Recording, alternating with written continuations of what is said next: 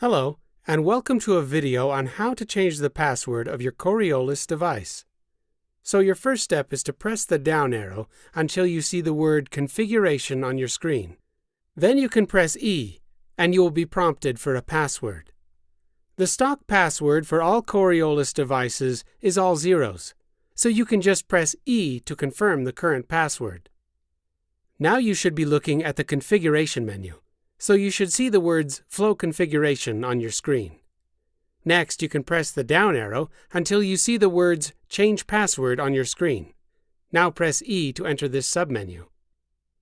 This device will now prompt you to enter your current password. As mentioned earlier, the stock password is all zeros, so you can just press E to confirm the current password. Now your screen should ask you to enter your new password. This can be done by pressing the down arrow to increase the flashing value in increments of 1. Then you can press the left arrow to shift the flashing value to the right once. For the purpose of this video, I'll be setting my password to 1250.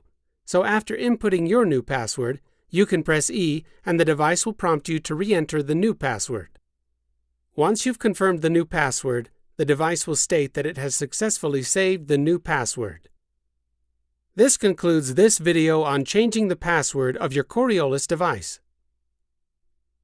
We appreciate your patronage and hope to speak with you soon. If you still have any questions, feel free to contact us at the following.